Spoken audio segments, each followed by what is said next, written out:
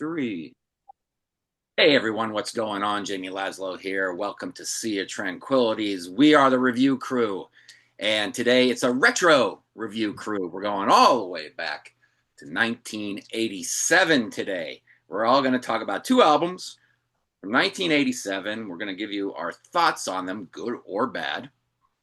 And let's see who's in the house today. Scott Berry in the house. What's going on? It's been a minute, Scott. It's been a minute. Glad to be here, Jamie. Yes, Ryan Scow, how you doing in your new room there, Suspiria room? My new house, doing good. Moving everything in. Here's all my 85 zillion records. Still in the process of moving over, but doing good. I do not envy you for the task you have ahead of you. No, I think I'd rather step on a nail than do this again. Right. Yes. A roofing nail, like a big son of a bitch, too. Right. Alex from Beer and Vinyl, how you doing? I'm good. I'm a little sleepy this morning. I got back about 2:30 a.m. last night. I saw Neil Young last night, and he was one of those artists. I'm like, look, he's 80. I don't know how much time. Like, make the drive and go see him. So that was a great time. But I don't remember last time I was out that late for a show. So I'm like, right. I know Scout does it every day, but not. I'm like, no. You went all the way to Cincinnati? Blossom Music Center out in Cuyahoga Falls. Okay. Does he still jump around when he's playing guitar, or is he? I wouldn't say as much jumping around, but he definitely has that same sort of vibe. Did he do any hits? Because he's not known for like going out and doing great. It was mostly a hits show, but Neil does whatever he wants, however he wants, and so there are plenty of, big hits that he didn't play that people were obviously a little bit salty about, but I don't care. He played an hour and 40 minutes, so I'm good with it. Whenever I've seen him, he tends to mix it up a bit. I mean, yeah, there's a fair number of hits, but there's also a lot of deep cuts. Okay. Yeah, and sometimes they're really deep. Right. Yeah. 85 though, yeah, definitely. Good thing you didn't sleep on it because that's getting up there. Yeah. Only time I ever saw him was with Crosby, Stills, Nash, and Young, and there was some Neil Young songs in there too. Yeah. I saw him twice with CSN, so I mean it was cool to see him drop like Mr. Soul. That was cool. He played that. I was like, yes. As long as it wasn't the trans version. It was not. Agreed. All right, so we're gonna go around. Scott, I'm gonna start with you. Talk about your first album you want to talk about. So I'm going to do one, and then we'll come back around. Then we'll come back around. We'll go around twice. All right. Thought I'd start off with something a little unusual for SOT. I believe this may be the first time this particular artist has been mentioned here. Not really sure. But my first pick is Frank's Wild Years by Tom Waits. Let's start with the elephant in the room. If you know anything about Tom Waits, it's that he has a very gruff, very growly voice that some may find off-putting. And at first I kind of found it that way too, but he kind of wore me down over time. I first became aware of him as a frequent guest on Late Night with David Letterman back in the 80s. And he always had interesting stories and a really offbeat sense of humor, which I would say eventually won me over regarding his music. He's always been creative and unique in his approach to music, lyrically, vocally, instrumentally.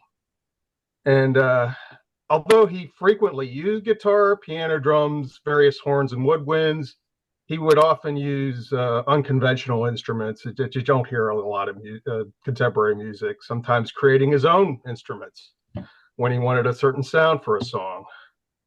And that voice, gruff and growly, yes, but able to convey a wide range of moods and emotions.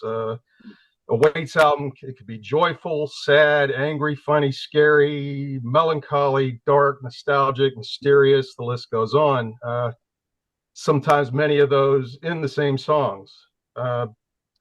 Early on, his music was very blues and jazz oriented, with heavy influence from beat poetry of the 50s and 60s. And in the 80s, he was trying a bit of everything. And there was usually a very dark, dingy sort of down in the gutter quality to his music, particularly starting with 1983's Swordfish Trombones and onward. And this album is no exception. Tom pulls out all the stops here.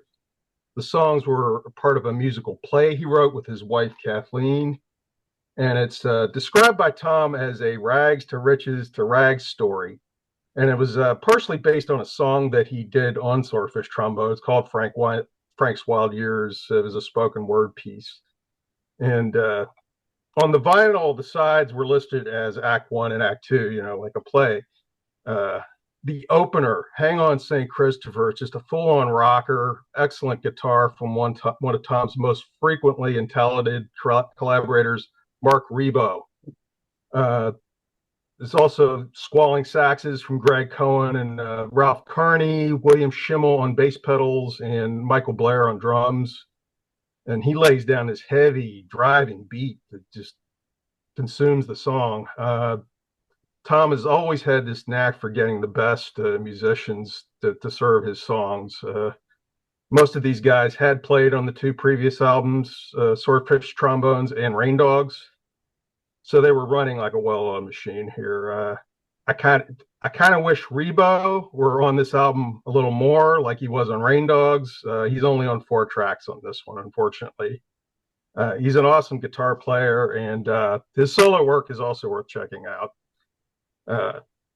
Straight to the Top, Rumba has this great conga playing by Waits and Michael Blair throughout the track, and it has this dark, menacing feel to it. Temptation has this great unsettling intensity with more great guitar work from Ribot, as well as congas and sax. Tom's vocals, they kind of lean toward deranged sounding on this one. Really cool. Yesterday is Here.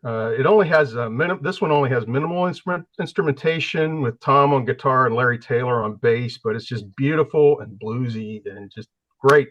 One of my favorite songs of his.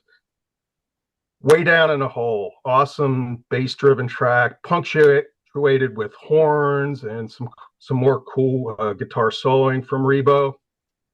Straight to the Top, performed a second time, but in a jazzy Frank Sinatra Vegas-y style this time, and it's I would say one of the lighter moments on the album.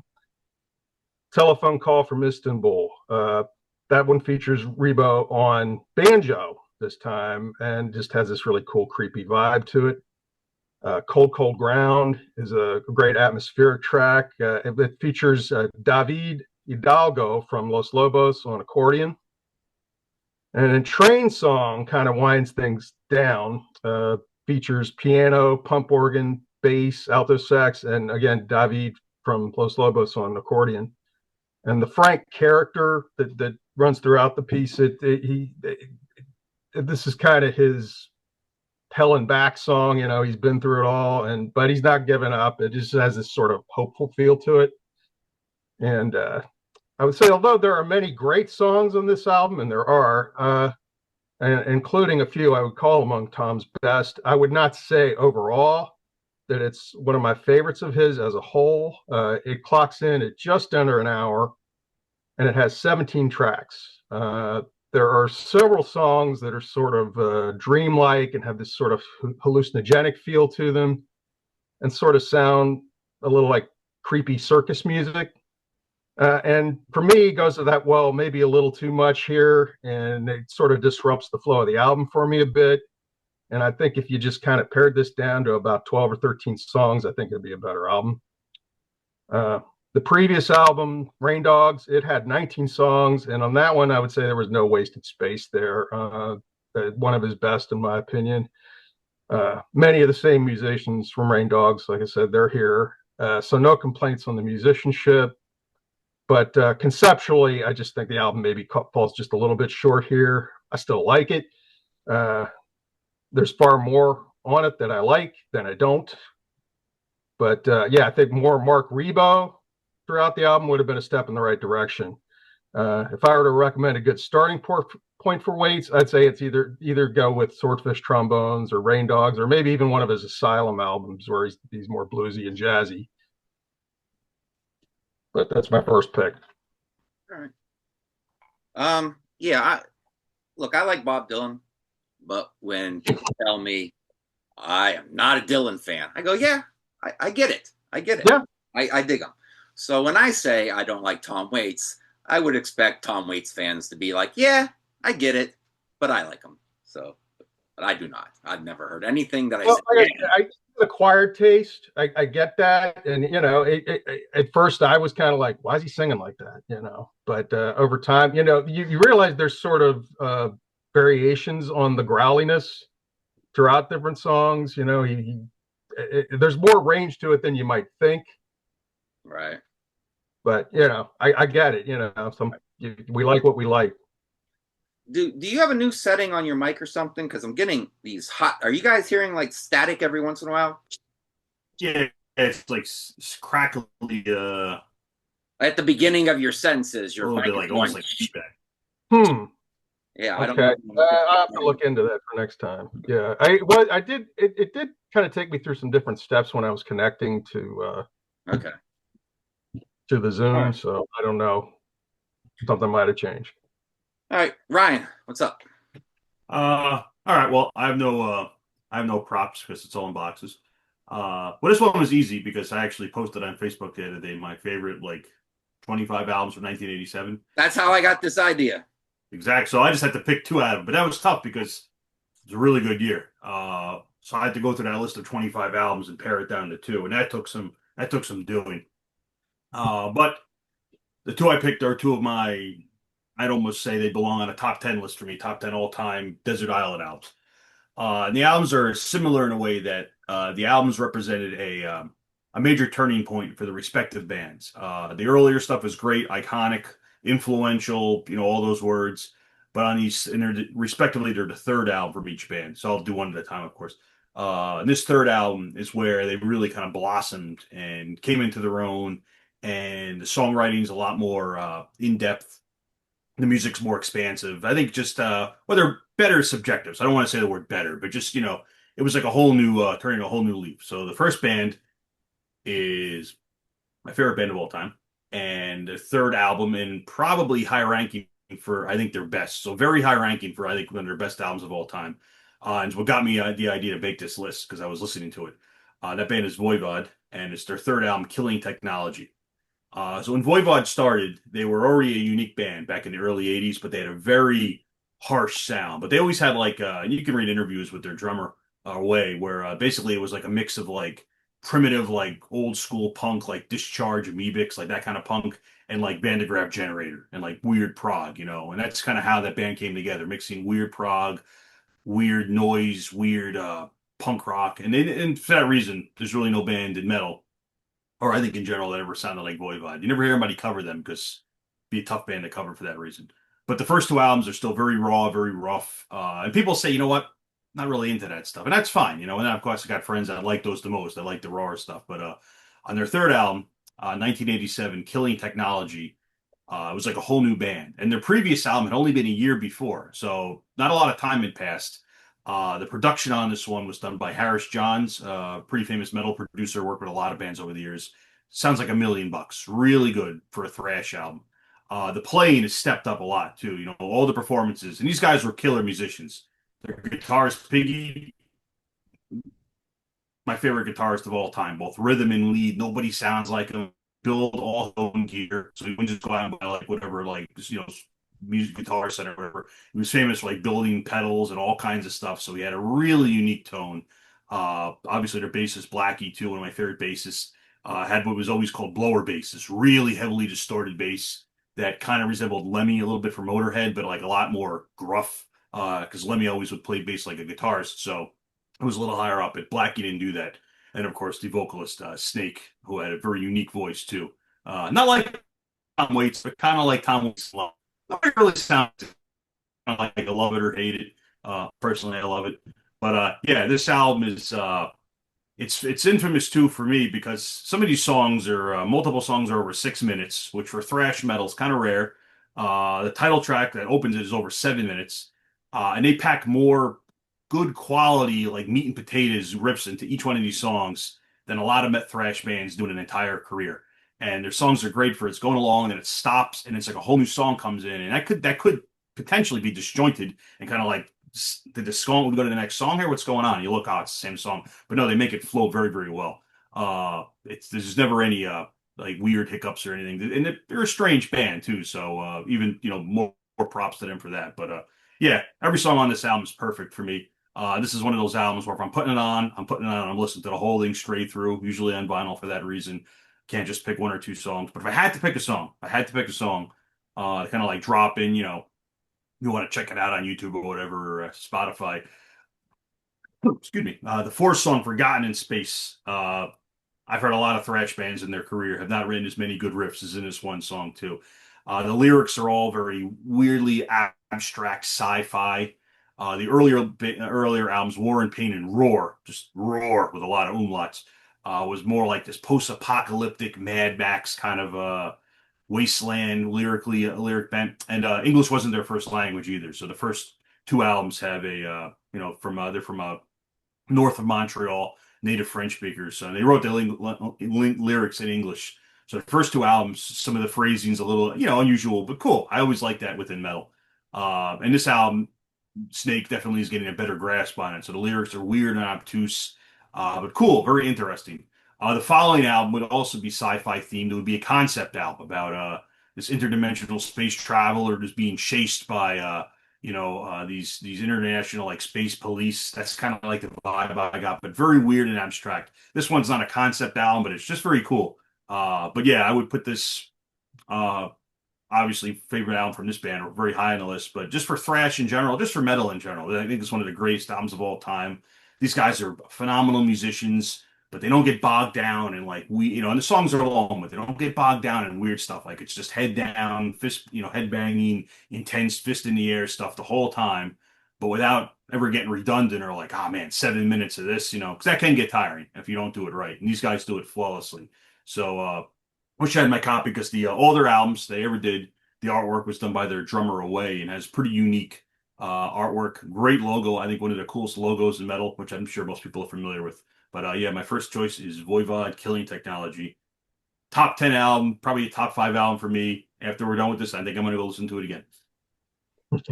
On Lilo paper, agrees, right, Lilo? Yes. On paper, I should love that band. And I tried so many times. They're waiting for you. They came to Columbus Live in this very small club that holds about 300 and some people. And they came with Yob. So I went for Yob. And I said, this is the day Voivod hooks me, right? When I see them live. And I was so excited. And they played live. And I respected the hell out of them. But I said, I'm just not enjoying it as much as I should be. Damn it. I thought this was going to be the day. So. Here's what it is. I went to that same tour to see Voivod. Right. In New York.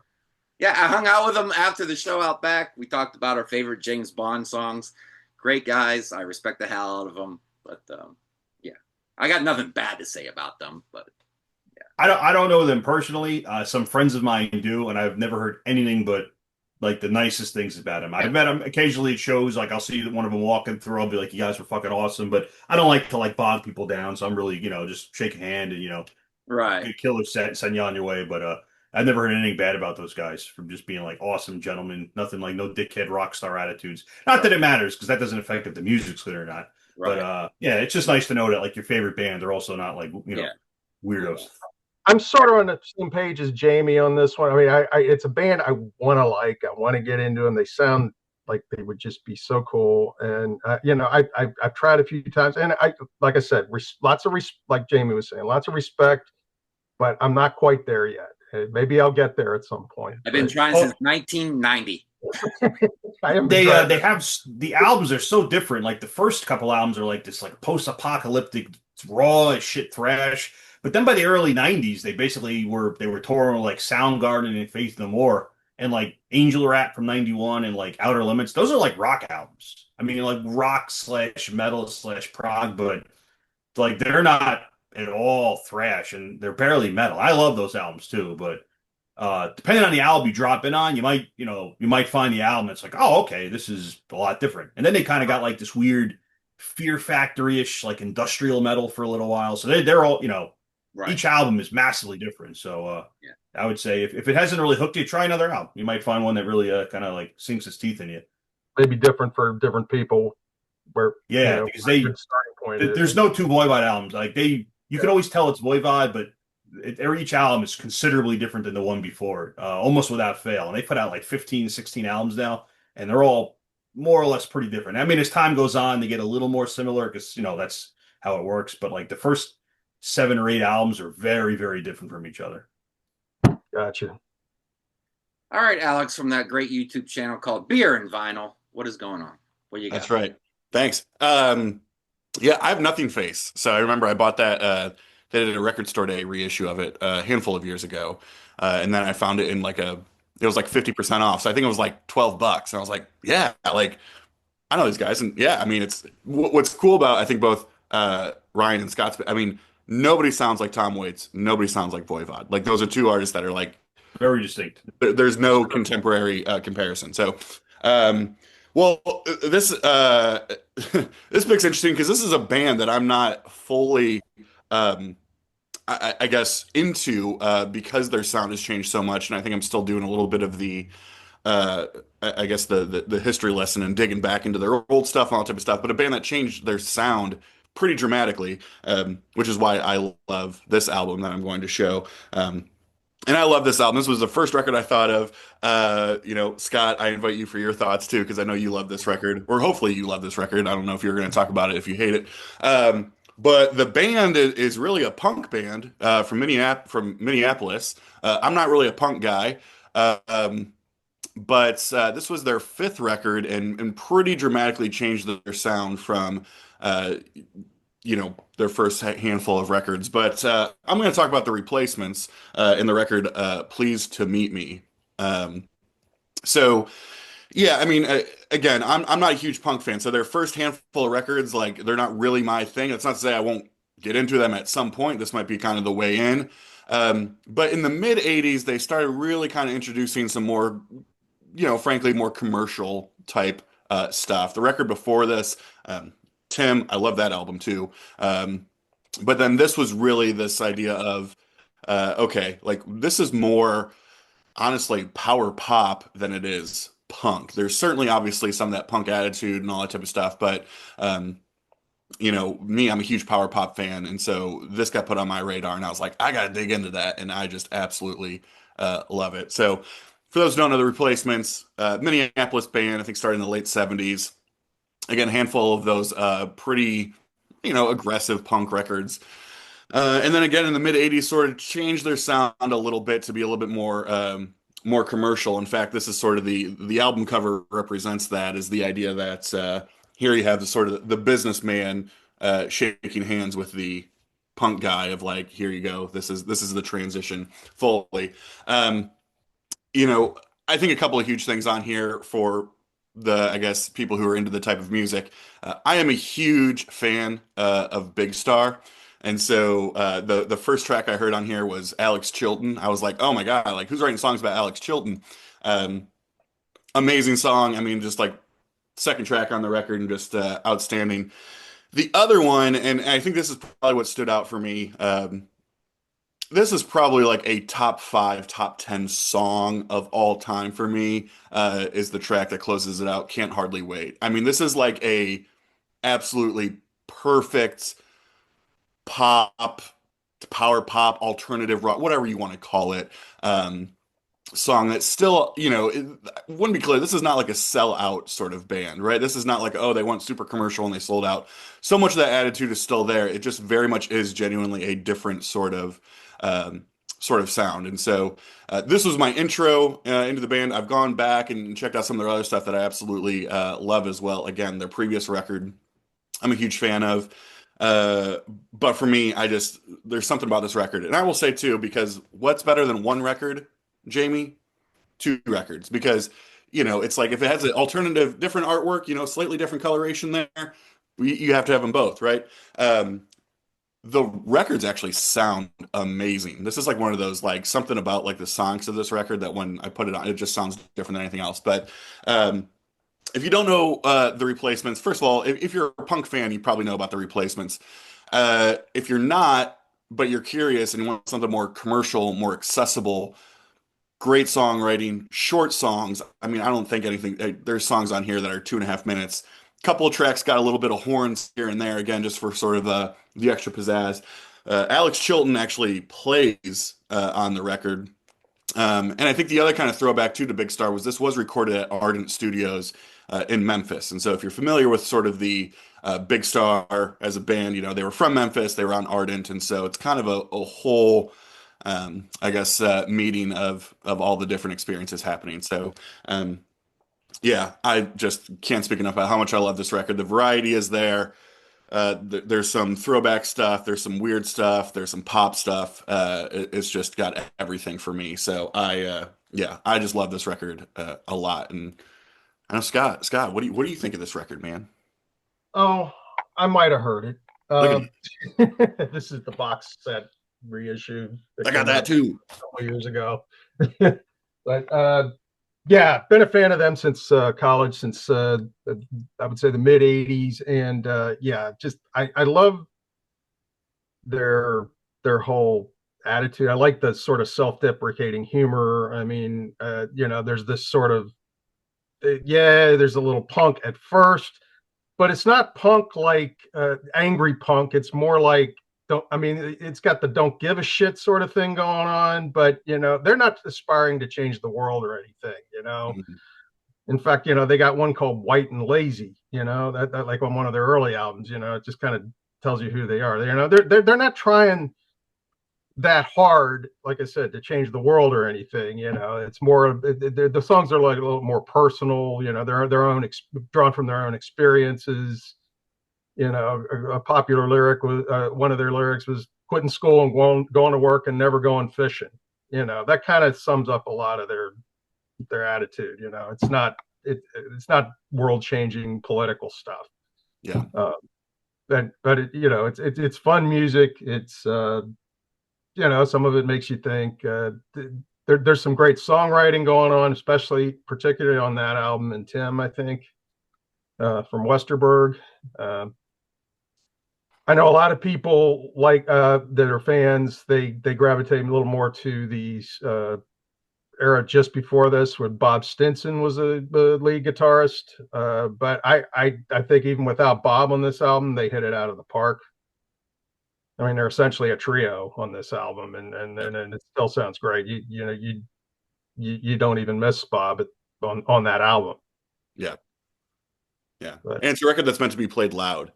Probably a band that's meant to be played loud, but it really is like I know Jamie's out there at the pool. That's probably where he's going after this. But I mean, this is a great summer album too, just to have blaring outside. So, yeah, absolutely. And I would say it's accessible without, like you said, they weren't sellouts. They didn't really, I don't think they ever really did that. I mean, I think the one that followed this, Don't Tell a Soul, there was a little accusation of that on that particular album. They had sort of a quasi hit, I'll Be You, on that one, mm-hmm. But in my mind, I don't think they ever sold out. Maybe if they just played the game just a little bit, they might have been a bigger band. I don't know. They might have been more commercially successful, but then you wouldn't have all us geeks going on about, what a great underrated band this is. That's right. I've seen the cover a billion times over the last 30 whatever years, 38 years, but never heard it. Well, it's a take on a Elvis record from 1960. I forget the name, GI something. Oh, the logo is definitely from that. Yeah. I just know the one song from that album, Can't Hardly Wait, and that is a phenomenal song. So, yeah, and that song went through a lot of iterations. There was an evolution on that song. It was originally going to be on. They recorded it during the Tim sessions, and it was more raw on that particular album. But they decided not to go with it.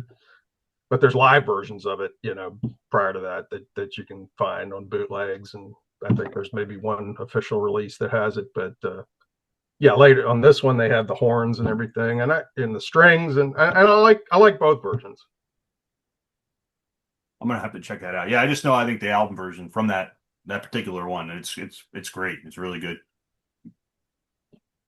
All right, well, I'm going to talk about a band and an album that never gets talked about on this channel. A lot of 80s hard rock gets talked about on this channel. A lot of the bigger bands get talked about on this channel, but Nobody talks about this band. And that's the angle I kind of want to take on this. Because when I was growing up, everybody I knew loved Guns N' Roses. Ooh, Guns N' Roses formed 1985 in Los Angeles, California, in the USA. Their style of music, hard rock, sleaze metal. Can I call them sleaze metal? Which is kind of like real close to hair metal. The album is Appetite for Destruction. Everybody knows it. Released July 21st, 1987. It's always interesting to see the release dates on these albums. Oh, it came out in the summer of July. It took like a year for it to become popular, though. It's kind of like an underground thing, you know. It's like, you know, a lot of people listening to hair metal back in 87, it was almost like too heavy for a lot of people, believe it or not. So, I mean, like I said, everybody loved GNR when I grew up. I don't know if it was the crowd I was in, but I kind of knew all the different cliques and crowds in high school because I was in the middle. So some days I would hang out with the nerds. Some days I would hang out with the losers, you know, eat at the lunch table with the geeks and hang out on the weekends with the losers and drink beer. So, and everybody, both across the board, all loved GNR. But then you grow up and then you start meeting people like you online and you get a wider broad of friends from all over the place. And then you find out everybody hates GNR. Wait a minute. What the hell happened? So you wonder, did you like Guns N' Roses when they were popular? And then sometimes around, I don't know, 1998, you started hating them? Or did you always hate them? I don't know. So I wanted to listen to this album again because I only listen to it about once every 8 to 10 years. You bust it out and you're done until you're in, you know, in your 40s, and you bust it out in your 50s and bust it out in your 60s. And if I'm still alive, I'll bust it out in my 70s. I wanted to really listen to it. Did this age well? Is it worth the hate? So I think problem number one is the very first track on it is Welcome to the Jungle, which is their Sweet Home Alabama. You Shook Me All Night Long, a song you don't want to hear anymore in your life. At least when you put on Back in Black, You Shook Me All Night Long is track number 7, so you're well into the album. You probably don't feel like getting up and hitting skip, so you just kind of ride it out. Right here, instantly, you want to hit skip on song 1. So that does not help matters. Plus, people say that Axl sounds like a screeching cat. Now, did people say that back in 1988 when this became really popular? I don't know if they were saying that. I never heard anyone say that because there's a lot of guys out there, you know, singing in a higher register. Now, I'm not a higher register kind of guy. I don't like that style at all. So I do get that issue. And Welcome to the Jungle has a lot of, yeah, he's way up there, right? So yes, I get the hate. But I mean, It's So Easy comes on next. And I think that is just a badass song. And he's singing in a lower register. It's so easy, easy. And I think when he's down there, and he's down there a lot on the next album, I'm going to call Use Your Illusion a double album that came out the same day, part 1 and 2. I'm not going to call it 2 separate albums. I think he's down there a lot on those albums. And that's why I like those albums maybe a little bit better, even though there's a lot of filler on there. So when he's down there, I think it's really cool.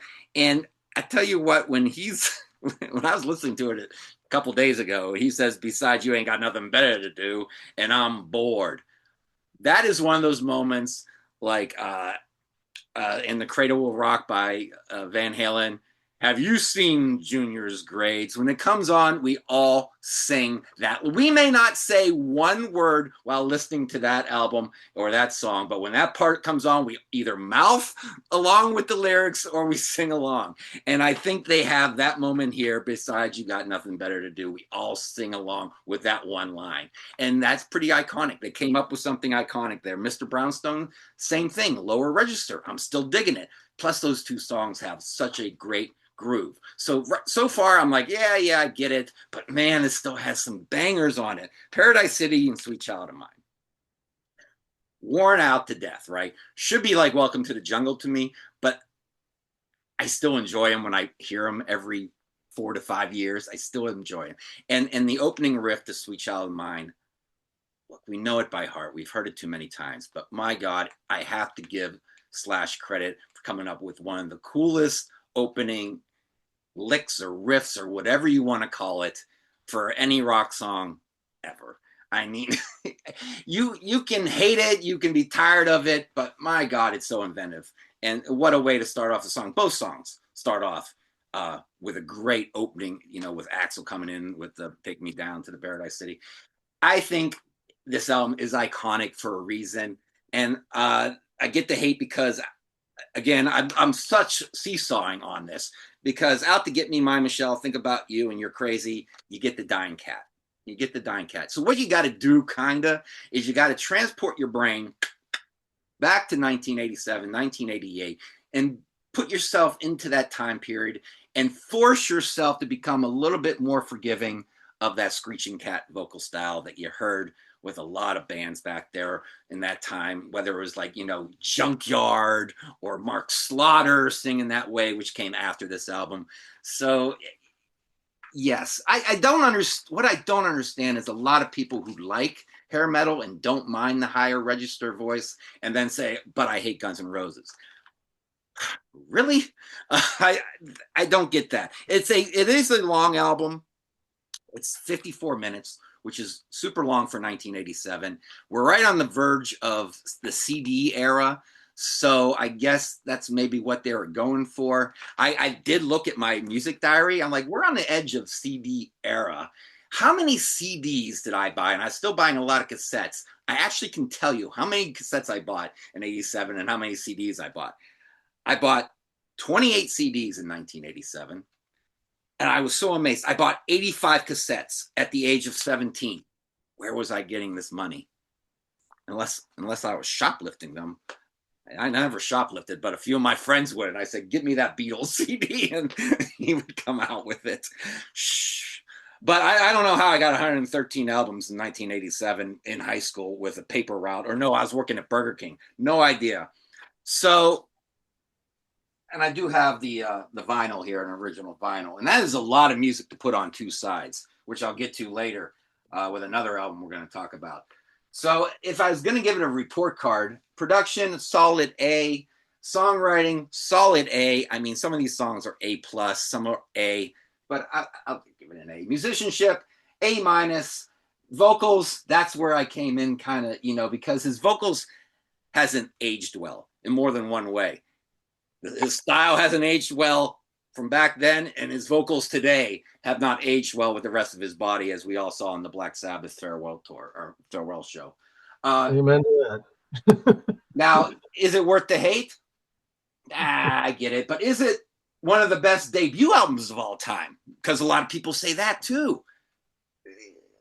I'll give it a B+, because if someone comes up to me and tells me that, I'm not going to argue with them because I get it. But I might even kind of agree with them in a sort of way because I was so into it back then. But I would put it on my list as an honorable mention, but I don't know if it would be on my list of favorites. So that's the report card on GNR. Do you guys all hate GNR? Are you on the hate train? Are you I on could the tell hate you train? On the night train, yeah. when I was in my 20s, we went to the bar a lot. I spent a lot of time in the bar, and I could not get away from that fucking album. Like, it got to the point where, like, can we listen to anything else? Anything else? And there was a bunch of guys in there like, no, we're listening to Appetite for Destruction, and that's it. And they just pump like $50 in their jukebox, and it would just be My Michelle. It's so easy. So at this point, it's like In the 2000s? Like, what was that? Like early? Oh, it was nonstop. Yeah, because some of the guys are a little older than me, so they grew up. I mean, it's an iconic album. Okay. It's like an objectively good album. I just never want to hear it again in my entire life. When I went For to that the reason, bar though, it's a specific in that reason. era. When I went to the bar in that era, it was just Dave Matthews all the time, and I would just leave. It'd be like Well, seven I'd rather Dave listen to Matthews GNR. songs in a row, and let's get the fuck out of here. Some of them are 12-minute long live versions. I'd rather listen to GNR over Dave Matthews. Yes. But yeah, I don't know. Like, I mean, it was just because it was the same group of people, and they just wanted to hear that album, and they didn't want to hear Use Your Illusion. They didn't want to hear anything else. They didn't want to hear Spaghetti Incident. They just wanted to hear Appetite for Destruction over and over and over. The whole album is on loop. So I heard it, I don't know, conservatively 85 zillion times. Have you heard those other 21. albums, Ryan? Have you heard those other albums? Have you heard those? Yeah, but I just at this point, like I don't just need to hear GNR. something else. Yeah, Right. I don't really think like you, Jamie said too. I'm pretty tolerant with vocals. Like I love Snake, I love Tom Waits. I like weird vocals. I like hair metal Yeah. vocals. I like the higher register vocals. I don't like his vocals at all. Yeah, I don't hate that album. I think it's a good album, even if there's some of the songs that have just been played into the ground. But I do think it's a pretty damn good album. Unfortunately, I don't think they really followed through in their subsequent albums, and I think as a band they're overrated.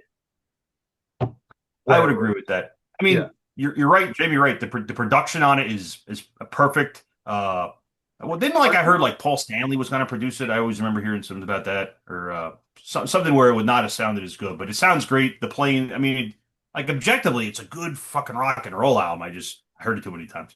Yeah. You gotta hand it to Slash. In that time period, everybody was trying to outplay each other, like how fast you can go, and he decided just to play like this mid-tempo riffs with this perfect tone and say, "I'm going to be memorable, not fast." Sometimes that was great. No, that wasn't the go-to aspect of making these songs. You know. Yeah.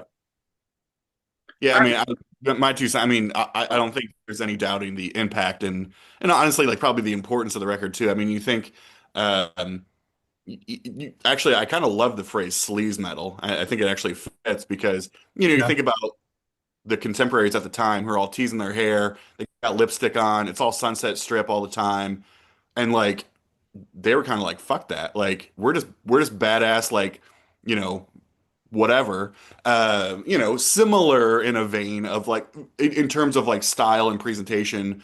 You could argue that like the first was the Stones, and then Aerosmith kind of brought like again that sleaze, dirt factor, and then you could argue that like GNR did that, at least in that album. I kind of agree with the sentiment. I think there's a little bit of like revisionist type approach where like we don't like the idea of GNR anymore because they're kind of just annoying. So like we like to sort of like shit talk that record. But I think at the time it's like I think it was probably exactly what was needed, and just given all the things that have were going on at the time. And I agree with Scott too. I mean, that is an incredible album in itself, but I don't think by any means represents the band. Obviously, I mean, I know Jamie's a huge fan of Chinese Democracy, but we'll talk about that when we do another review crew for that year. So I listened to that album maybe once all the way through. That's one time too many. They were like one of the first to like drop F-bombs and make it popular. I would say this album is proto Nevermind by Nirvana. Interesting. Like we're starting to go in a more dirtier direction with music, and it kind of. I agree with that. Yeah, I can see that. Popular music. It's. I mean, I feel dirty admitting it, but it's a great album. I never want to hear it ever again. Right. It's one of those things. I know. That's why I was seesawing so much on it myself. Now, Jamie, what you need is the original uncensored vinyl cover. Yes. Yeah, I saw reissues a few years ago, but that's I've seen that on T-shirts. That artwork. That is some eye-catching artwork for sure. I do have Slippery When Wet original, Ooh, a Japanese one. Yeah. I do have one of those though. All right, Scott, let's get rolling because it's 10:45 and I got a pool day ahead of me. I gotcha. Well, all right, sir. Black Sabbath. I have been a fan of that band since the early 80s, since I really started getting into music just about, and loved the Ozzy and the Ronnie James Dio eras of the band. But for a long time, my collection pretty much ended there of Black Sabbath albums. I would eventually come around to the one and dones of, Ian Gillan and Glenn Hughes. But it took me a while to really kind of fully listen and appreciate the Tony Martin albums, really just a couple of years ago on those. And I'm going to talk about this particular one from 1987, The Eternal Idol. Kind of hard to see. It's not really coming out too good, is it? Can't really see the cover too well. You know what it is. Yeah, it is a little dark. The Rodin sculpture. Anyway, yeah, thank you. Much better. So just a little history here. By about 1985, I was probably listening to more alternative punk, post-punk, new wave, that kind of thing than metal at that point. Wasn't buying a lot of new metal or hard rock. at that time. The trends around that time in metal and hard rock, thank you, Jamie, tend to be moving away from the bands that I like Maiden, Priest, the earlier Sabbath stuff, more toward extreme metal, and on the one end, and then on the other end, you had a more pop leaning direction, the hair metal and glam metal. And at the time, neither really appealed to me. So I can kind of remember hearing Eternal Idol in a record store. And I would say I was kind of initially put off by it, thinking at the time, on first listen, it sounded a little more like hair metal than Sabbath. And I think maybe some of that, maybe because maybe Tony's voice was kind of in a higher register production. Perhaps I was being a little dismissive and too quick to judge at the time, but it would be a while before I give it a proper listen. So in the last few years, after hearing Pete and Chris Allo and others on the channel talk up the albums of the Tony Martin era, I decided to give those albums a listen with fresh ears. Having done that with Eternal Idol and the 3 Martin albums that followed, I'm glad to say that I do like his voice. It seems sort of like a mix of Dokken and Glenn Hughes and David Coverdale with maybe just a smidge of Dio. His voice fits the songs here on this album, and he has great vocal range. But what else is going on here? Of course, we have the master, right? Tony Iommi on lead guitar, and he's in great form here. Awesome riffing. It's heavy, but it seems like he was taking a different approach here than he had in the Ozzy days or the Dio days. I think Tony may have been listening to some glam metal, power metal at the time, and maybe that was kind of influencing his playing. And it's not as doomy sounding overall, I would say, although I do hear it a little bit in places. But what's there, I would say I like it. The old dog was learning some new tricks, I would say. Bob Daisley and Eric Singer, they both do an excellent job on bass and drums respectively. Both great musicians, and they serve the material well here. But I'd be lying if I said that Geezer Butler and Bill Ward aren't missed. Although I like the music overall, I'm still asking myself, is this really a Black Sabbath album in the true sense? I guess the issue for me may come down to compartmentalization on my part. I can't fully accept this as a Black Sabbath album, but that doesn't mean that it's bad music. What's in a name? Should this be considered a Tony Iommi solo album? I know they were thinking about doing that with the Seventh Star, the Glenn Hughes album. Or maybe it could be called the Tony Iommi Band or something else. But anyway, I think Warner Brothers, they thought it would sell better as a Black Sabbath album than as a Tony Iommi solo album. But unfortunately, that didn't seem to really make a whole lot of difference, as it was actually one of the worst selling Sabbath albums, and Warner Brothers dropped them soon after. Didn't even crack the top 100. I would say, though, judging this album on its own merits, I think it's a pretty strong one. There's a great heaviness to it, even if the vibe isn't quite what I expected from Tony or Sabbath. Going through the tracks, there really isn't a bad song on the album, I don't think. I mean, you've got, going through the track listing, The Shining, Ancient Warrior, Hard Life to Love, Glory Ride, Born to Lose, Nightmare, great little instrumental piece, acoustic piece, Scarlet Pimpernel. But I think it really, the last 2 tracks for me are kind of, they're the ones that sort of harken to that more doomy Sabbathy sound that I associate with them. Lost Forever and Eternal Idol, the title track. I would say this album definitely deserved a better reception than it received initially. I will say that the production, it kind of has a strong 80s feel to it. Make of that what you will. That can be good, that can be bad, depending on your do you like 80s production? I'm a little mixed on that. Reading up on this, I discovered they went through 3 different producers and numerous lineup changes before the final album was recorded and released. Ray Gillen vocals, Dave Spitz bass, and Bev Bevan drums. They all played in the early stages of the album sessions, but were scrapped later and went with this lineup. Considering all that, it's amazing this album sounds as good as it does. It just sounds, like they had a lot of false starts here, and they couldn't quite. They had trouble kind of getting things together. But again, in the end, I think it worked. For those that haven't heard it, or maybe you just didn't have any interest in this era of Sabbath, I'd suggest you give this album and the 3 Martin albums that followed, give them a proper listen. Maybe it's not Sabbath, or at least the classic Sabbath that we tend to think of. And no, it's not up there with the Ozzy and Dio era either. But I would still, it's still great, blistering, heavy music. It deserves an audience. Underrated album, I think. All right. I always felt like on the Tony Martin albums, Sabbath was trying to recapture what they had with Dio, mostly on what they had on the Heaven and Hell album.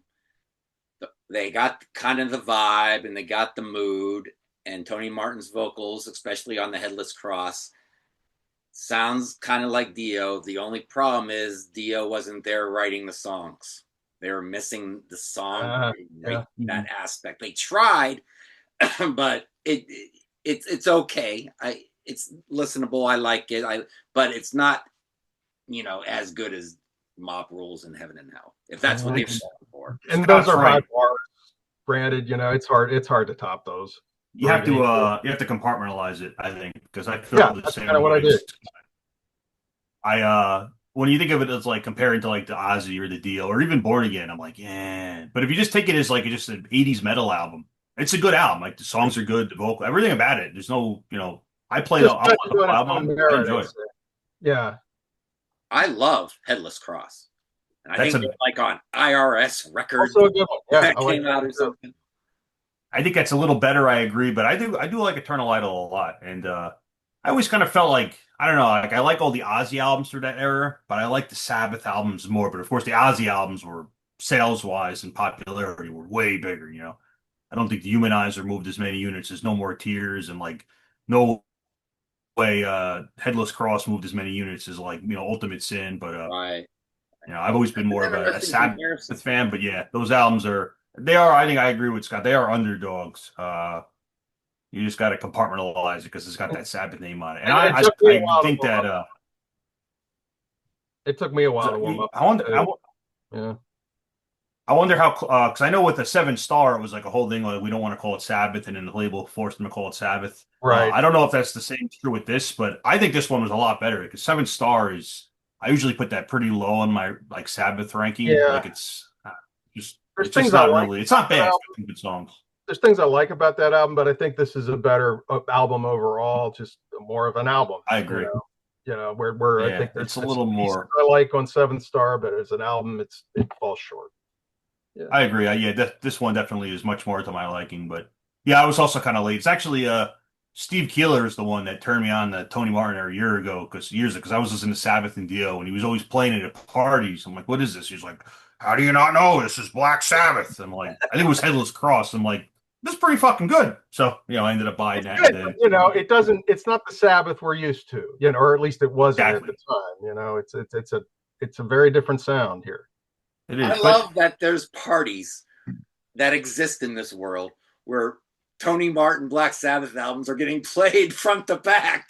I can't think of one party I've been to in my life where that would fly. Yeah. That was the first time I heard it at a party. He played Headless Cross. I'm like, who is this? Because I didn't obviously it doesn't sound like Sabbath, and Tony Martin's a different vocalist, and he's like, this is Black Sabbath. But I mean, Heaven and Hell doesn't sound like Master Reality, so right. I think a lot of it comes down to us just sort of, okay, at what point is it still the band name? Maybe you need to change the name. Maybe it needs to be considered a solo album. I mean, Tony's the only original member, and he was for that's true. Years. That's valid. Yeah. So, but whatever you call it, just because it's maybe not a Black Sabbath album doesn't mean it can't be good music.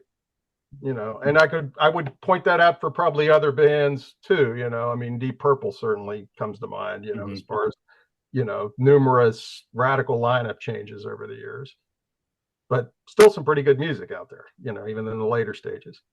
All right, we're on course for about a 70-minute show, so let's keep it rolling. Ryan.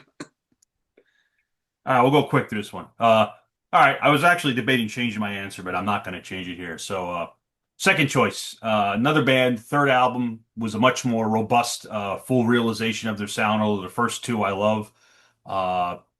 This band is actually, I thought about this recently. Of all the bands I listen to that like influence stuff that I like today, I think this is probably the most influential band on like my modern taste in music. I mean, all metal from like 1990 and beyond that I personally am really into. These guys were probably the biggest dogs as far as, kind of like steering the ship. It's a Swedish band is Bathory, and it is their third album, Under the Sign of the Black Mark. So the band Venom comes out early 80s, and they had an album called Black Metal. It's great. Love it. Love old Venom. But when it comes to actually like black metal, like the sound that we think of now and like where it's gone and all the different iterations and stuff over the years, the band that really invented that sound was Bathory, almost single-handedly. The first album, I admit, did kind of have Venom-ish elements to it, and then it kind of changed. But on this album, their third one, this is kind of like the dawn of like where old black metal would come from afterwards. It's much more epic. It has that big grandiose feel to it, but it's still very dark and heavy. The lyrics kind of go between like they have of course black metal, so there's satanic lyrics, but they kind of go through like all different moods, very horror movie-esque. It is still pretty much a one-man show, the guy Quorthon, and Bathory's band because even influence these bands, and then they would change after this and be like pretty much invent a whole new genre of Viking metal following this album. So that's a whole second era of the band. The band was always very mysterious. Like there's not a lot of good concrete information about them. They're not nearly as like where you can dive in and like know stuff about them. There's like a lot of mystery of how these albums are recorded. They never played live, which adds a lot of mystery to it too. Like, there's been some tribute acts over the years, but Bathory proper never played live. I think other than they might have played like one or two shows very early on, but it wasn't representative of where they would go by this point in their career. So they just put these albums out and just kind of like put them out into the world. They were always on like small labels, so it wasn't easy to get everybody. And it's actually been an argument I've had with or a discussion I've had with metalheads over the years because now they're a big deal. Everybody knows Bathory. You go to like underground metal shows, you see patches, jackets, shirts, everything, right? I say to people that are older, I'm like, were you actually listening to these guys in like 1987 and 1988? Because not a lot of people were. So it almost like it was like a Velvet Underground situation, right? Where like, a lot of people in day one, but then as the time went on, their influence blossomed, became a lot bigger. This album to me is their best album, my personal favorite. It's just the songs are just so good. Quorthon's vocals are just so good, and to take this as like kind of like almost like the real like genesis of like where black metal would go. You listen to it, and you're like, it's just perfect stuff. I wouldn't even go through the tracks because, I mean, to me, every track on this is a classic, just like the Voivod one. But yeah, and this again too, like the first two albums were great, but still raw, rough. Finding their footing. On this album, he really blossomed. The songs are much more developed, much more expansive. Convey greater moods. They have it only has one epic because they would go on after this to like really write these like epic Viking metal tracks, and invent that whole genre. On this album, the only really long song is "Enter the Eternal Fire," so you can see like the birthplace of what he's thinking of going next. Changing it up from like this raw, nasty stuff coming from Venom to this like much more greater, expansive sound. And then on the two albums from now, he would totally drop the harsh vocals completely and try clean singing. Not a great singer, but it's like one of those more will than skill. Now it's like I've just heard it so many times, but yeah. And this like Voivod too. This was a band that every album sounded different. If they put out for the first 7, 8 albums, all 7, 8 of them sounded completely different. Not always for the best. They did kind of get a little shitty in the 90s, but you can never accuse them of repeating themselves. They come out and just album after album, massive changes, really, being very adventurous. Nobody sounded like this in 87. Nobody sounded like this in 88 or 85 within this really realm of metal. Then bands would catch up, of course, and Now there's 8 billion bands that sound like them. But back in the day, even with an underground metal, it was really nobody. Kind of like Voivod, that sounded like Bathory back then. Very unique band. Probably why it took them a while to catch on for people to kind of like, oh, okay, this is kind of cool. And being on a really tiny label, certainly when hard to get the albums doesn't help either. But number three, third album, Bathory, 1987. Love it. And the cover art's great too. But of course, my copy's in a box, so you have to look it up online. Another band that I just keeps telling myself I'm going to dive into that band someday, and it's on my to-do. Well, I'd say like Voivod too. Depending on what album you dive into, it'll sound like two totally different bands. Like the difference between their first album, Bathory from 1984, and their fifth album, Hammerheart, which sounds much more like you hear that, you're like, all right, that's where Enslaved and Amon Amarth and like all these Viking bands, that's where they're taking their influence from. They don't sound like the same band at all. So Right. you just have to be mindful of like depending on the album you jump into, you're getting totally different experiences right down the line. But I mean, I like all of them, but yeah, definitely a band of many, many moods as the time went on. All right. Alex, I got a feeling I know what you're going to talk about next. Well, I figured, and I'll be quick here with respect to time, but I want to talk about a Sea of Tranquility favorite. It's like I know, Jamie, you love this record. Ryan Scouse talked about how much he loves this record and this band. I know Pete loves it. Famous Sea of Tranquility contributor. I think Martin Popoff world famously gave this record an 11 out of 10, actually. The only record he's ever given an 11 out of 10 on. And I'm going to be here as the contrarian. Of course, I'm being facetious here. And I will die in the defense of Def Leppard's Hysteria. I know. Wah, wah, wah. All right. Well, in the couple of minutes that I'll have with respect to time, there's only so much to talk about. Here's what I would say. I mean, granted, Def Leppard's one of my favorite bands of all time. A lot of that is due to the fact that I was like 14 and they were like that first band that you like fall in love with, the one that gets you into music. Mine happened to be Def Leppard, right? And so there's always that emotional connection to that no matter what. And so obviously, this was up there. Now, this is not my favorite. I will be the Def Leppard fan that my favorite is High and Dry. I think even non-Def Leppard fans would agree with that. But what I would say in defense of this record was a handful of things. All that was going on and all that the band went through right after Pyromania. Obviously, Rick Allen losing his arm. They went through 3 producers here. I always laughed. The first producer that they brought in for this was Jim Steinman, like of Bat Out of Hell kind of fame and singer-songwriter fame. And I just think about how hilarious it would have been for Jim Steinman to actually produce this record. Like, that didn't last very long. Obviously, they bring Mutt Lange back. And the thing is Mutt Lange went in this idea of, look, if you're going to ask me to come back and produce this, like we are going to make a hard rock version of Thriller. Like that is the vision, that is the goal. 1987 is a different time than 1983. So much has changed. And here's the thing. If the goal was to make a hard rock version of Thriller, they kind of accomplished the goal. Now, a lot of the songs on here people have heard way too many times. Lyrically, I don't think anybody's ever looked at Def Leppard as poets or, people leaning into the deeper, meaningful connection type pieces. But even when this came out, similar to Appetite, this came out to a completely false start. I think this came out in August of '87, and they decided that their first single that they're going to release from it was going to be Women. The idea behind that was one of the heavier tracks on the record, and that people were going to be more inclined to like the record coming from the Pyromania sort of heaviness. And it completely flopped. 7 singles came off this record. Women was the first one and one of them, and it was the only one that didn't make it to the top 20. 6 top 20 singles came off this record. So big false start. Whole story about how Pour Some Sugar on Me took off in the Florida strip clubs. Hey, whatever, they'll take the money. And whatever I'll say about this too, I mean, this has sold a gazillion records. One of the statistics that blows my mind is that when they were in the release stage of the recording phase, the label went to them and said, look, at this point, because of how expensive this has been, you all need to sell 5 million copies to break even. And so at that point, it's like, it was all or nothing sort of thing. So yeah, there's definitely some cheese on here. There's definitely some way overproduced, definitely sign of the times, all different stuff going on. There's technology, there's different sonics, there's electronic drums, all those different things. But I think, again, knowing the context of all the things that were happening with the band and in the music industry and all those different things, it makes sense. Jamie brought up the length of Appetite. This is a 63-minute album.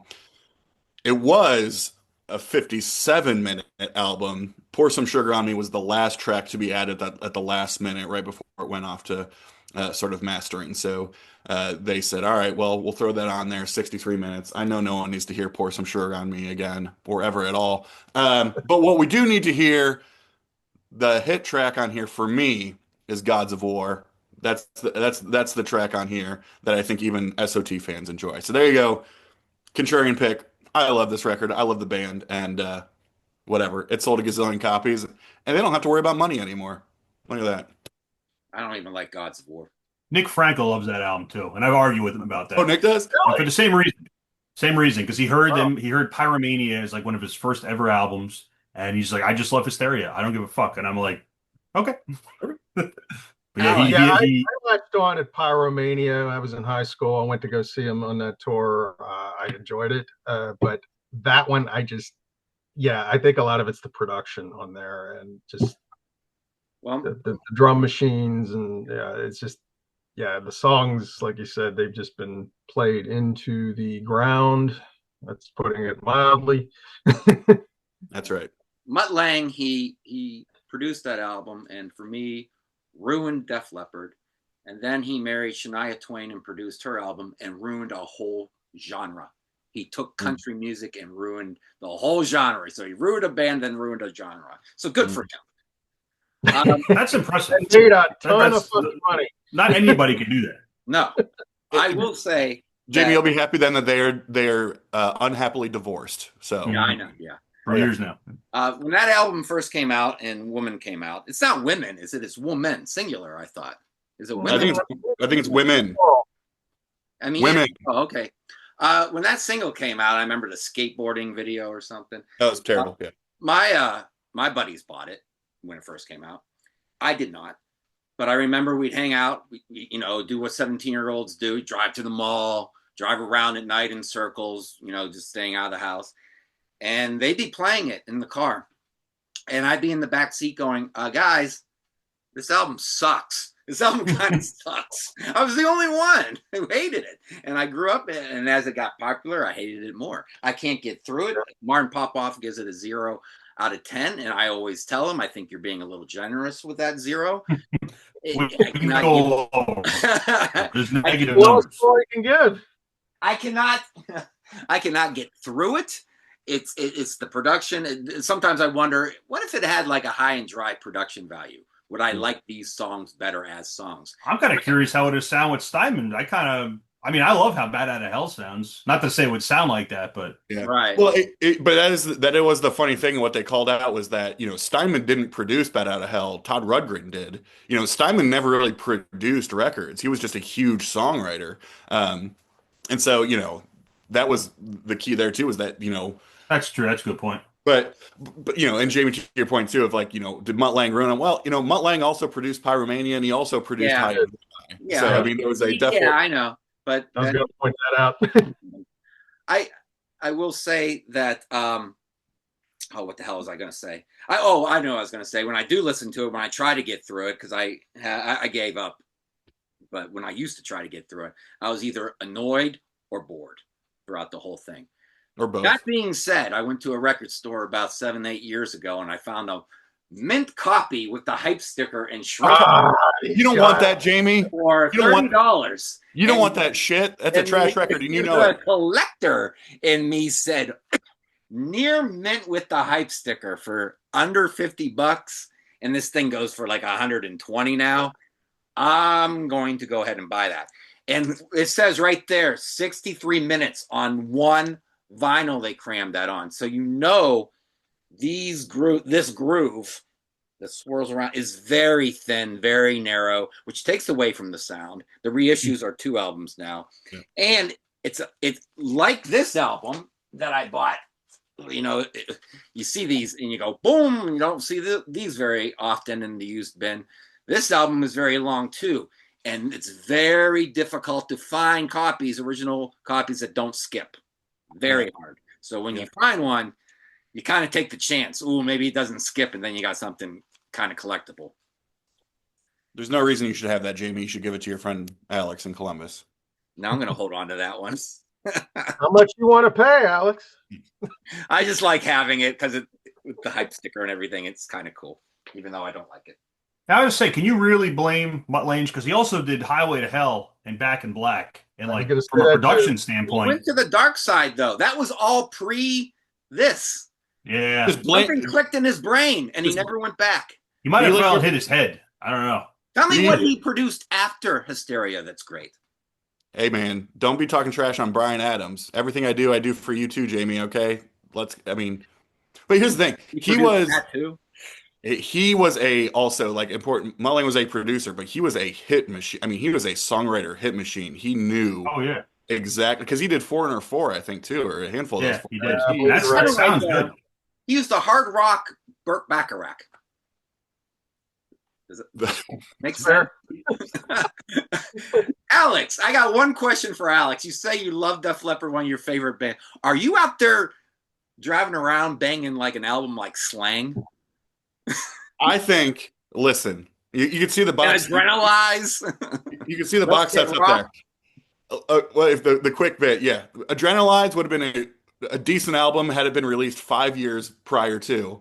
I think, especially for people who hate Def Leppard, Slang has aged better than probably 80% of their music. Okay. I just want to be driving, because he lives in Columbus too. I want to be driving around. I want to be at a red light and see Alex with his arm out like this go, let's get rocked. Just blaring from the star. That's what I want to see. All right. My last one is a Desert Island album for me as well. And where did my controller go? Oh, I'm not sure why we call it a desert island. I was thinking about that when Ryan was talking. There is no desert on islands. It's always deserted. So why don't we call them deserted islands? I never understood that. Anyways, so this is my favorite live album of all time. It is, Bob Seger, Live Bullet is in my top 3. This is number 1. Sometimes it switches, but I would say this is my number 1. We're going with one of the biggest artists of all time in the history of music, and that is Elton John. Born March 25th, 1947. He's from England. His form of music, rock, pop, singer-songwriter, kind of, even though he doesn't really do the lyrics. Prog rock. I threw that in there because a lot of his shit's proggy if you listen to like Madman Across the Water and stuff like that. This album is live in Australia with the Melbourne Symphony Orchestra, released December 14th, 1987. I think the show took place year prior, December 1986. Now, my review of this album is it's some of the best music ever recorded in the history of mankind. The end. He pulls out a lot of deep tracks, except for Hysteria. I'm getting it. So some of the best music ever recorded is this live performance. This album, and I put what he looked like during the live performance. He put on the wig to make it look like, like classical music from, Beethoven times or whatever. And there was 2 sets. Why they never released this, I don't know if this was the first set or the second set with the more symphony orchestra type stuff. But one of the sets, he came out like almost like a hair metal band wig, and he did all the more rocking tunes. And then he came out with this wig, and it kind of came from the aspect of like classical music, but it still rocks. Don't get me wrong. He's still got the band there, and it still rocks. And there's a lot of deep cuts on this album. And what I will say about this album is there's either Cinemax or HBO. I'll just tell a quick story about how I discovered this album. I think it was live. It was televised live, maybe on Skinamax or HBO, and we didn't get that in our house. But I could get the scrambled feed. Remember the old scramble feed of HBO where there'd be like a wiggly line in the middle, and you maybe watch Skinamax at night, even though it was wiggly, and you go, wait a minute, it was steady for a second, and I just happened to see a boob. I saw a boob. That's it. Saw a boob. Yeah, saw a boob.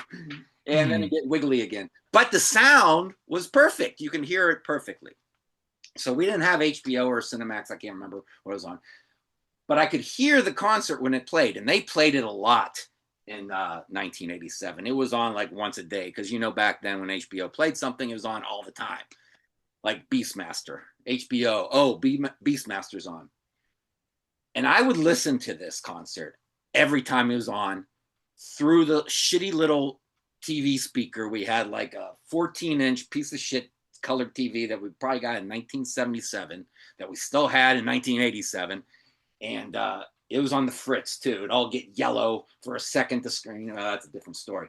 And I would sit there and listen to this music through that speaker every time, mesmerized. I was like, I knew Elton John. I knew all the 80s hits. I kind of knew from classic rock that he got more inventive in his earlier years, and, you know, like Madman Across the Water and Where To Now, St. Peter. So I knew he did more serious, cooler shit. I just didn't know to what extreme he did that shit to until I heard this on HBO or Skinemax or whatever the hell it was.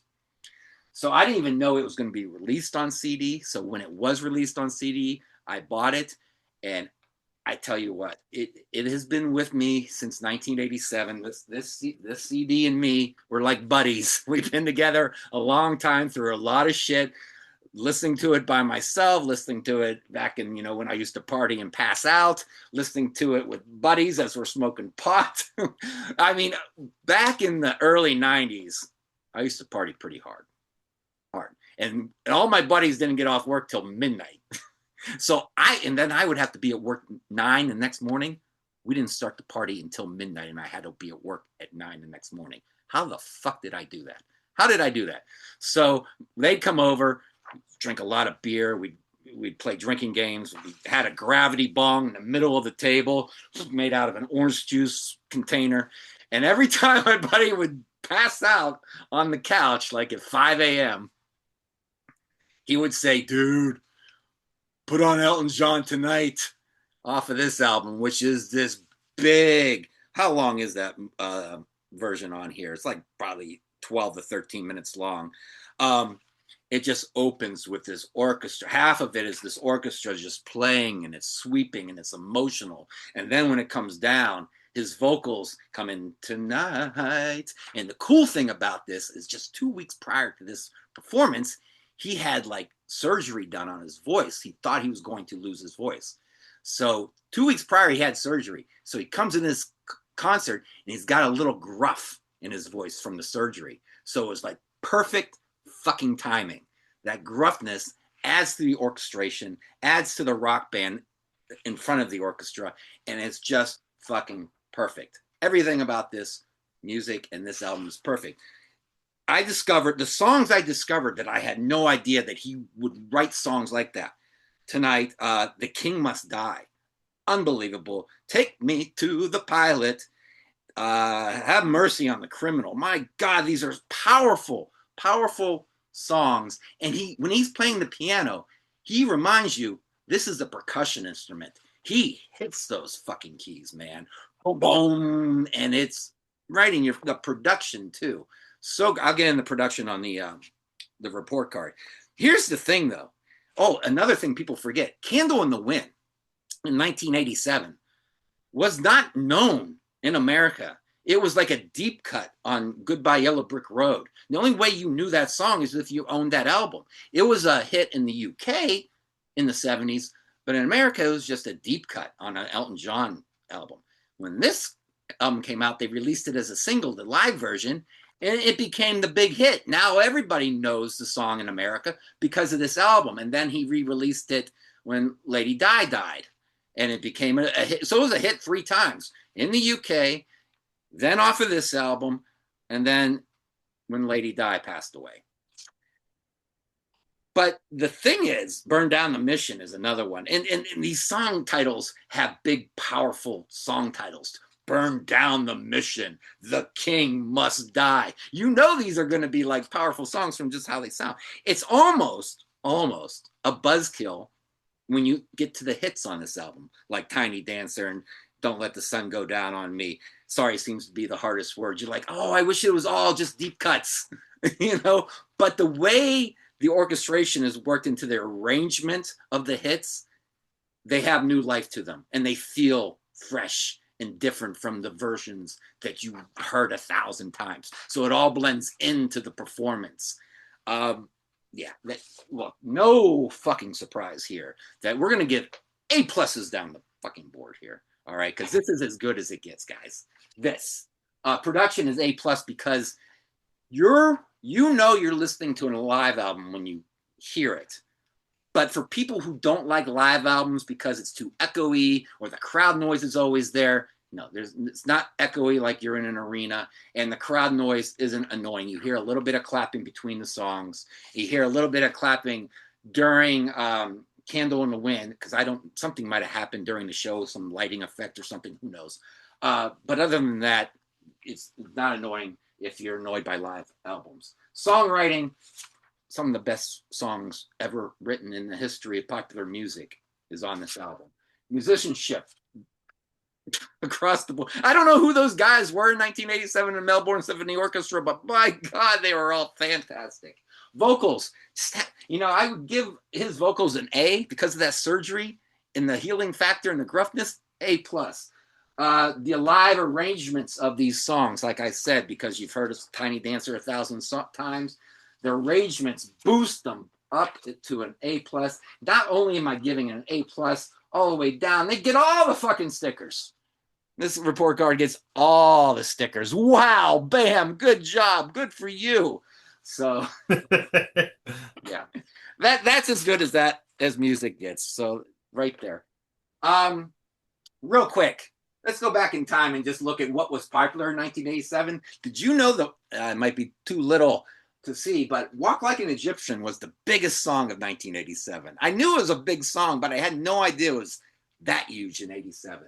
Alone by Heart, another one I knew was big. I didn't know it was the second biggest song of the year. I love Alone. Walk Like an Egyptian is okay. Shake You Down by Gregory Abbott. I was like, what the fuck is that? And then I YouTubed it. I'm like, oh, yeah, that shitty song. So YouTube it. And you go, oh, yeah, that piece of shit. I remember that. Scott's Governor wrote that? I don't know. I Want to Dance with Somebody by Whitney Houston. I like that song. Nothing's Gonna Stop Us Now by Starship. I do not like that song. Nobody likes that song. No, nobody likes that. Nobody likes when I that say song. I don't like something, it has nothing to do with it ain't heavy enough, like Hysteria. It ain't heavy enough. Because I like pop. I just don't like it. Yeah, I just don't like it. It's stupid. We could build this thing together. Wrong. Burn it down. The older I get, the more I'm in tune to the attitude and the performance of the recording. That has a lot to do with a lot of it.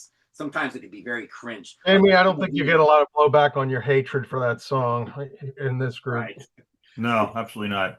Absolutely not. By Robbie Neville. That's another one you YouTube and go, oh, that one sucked too. That was terrible. Here I Go Again by Whitesnake. Wow, it made the top 10 for the year. I would not have guessed that. I'm not surprised. They played it a lot. Yeah. I mean, I remember on MTV the video, but radio play and everything. I guess it would have had a hit #1 in America. I didn't know it was a #1 hit on Billboard. The Way It Is by Bruce Hornsby and Arranged. I'm not going to hate on that album. Some things will just never change. That's a great song. Right. Get a Job. It is a good song. Shakedown by Bob Seger. I am a Bob Seger fan, but my God, I always thought that song sucked. That was Bob selling out. Yeah, that's not a very good one. I will say I just did watch Beverly Hills Cop 1 2 nights ago for the first time in a while. That's off Beverly Hills Cop 2. Right. And look, I should hate Bon Jovi Living on a Prayer. I'm not a fan of the album front to back, but I'm a sucker for Living on a Prayer. When you hear that, you can fucking have it. I should hate it. You can have it. I don't hate it. I think it's kind of a fun song. There was a time I kind of liked it, but God, it's been played into the ground so much. It's on paper. I should hate it. But I'm gonna go back to if you spend any time at a bar after midnight, you had that song screamed in your ear. Yeah, Caterwald, I should say. There's people that still love it. I mean, you to them, Bon Jovi can do no wrong. I totally get it, guys. I know. Let's Get Physical is my Facebook page. If you want to come over and talk about all physical media, that's up to you. Send a request. Find me on Facebook, and I will accept you. All right. It's 11:26, and this guy is hungry and thirsty, if you know what I mean. So. More Skinamax. Yeah. More Skinamax, the squiggly line. I see a boob in the corner. Check us out on the web at www.seatranquility.org. We're on Facebook, we're on YouTube, we're on Instagram too. All the damn time, all together. Hit the notification bell, and so you get notified of videos like this one as they drop. Hit the like button, and go over to the Ko-fi page and give some money to the channel. And the Cameo page is always the Cameo page there, where you and Pete can talk about Bon Jovi and Guns N' Roses and your love for that, and Hysteria. And yeah, you guys can talk about all that stuff. And there's a membership too. Become a member and get some, video content that's only for you guys. So for Scott, for Ryan, for Alex, I am Jamie Laszlo. And join us in 2 weeks for different crew and different reviews. Until then, guys, we are out.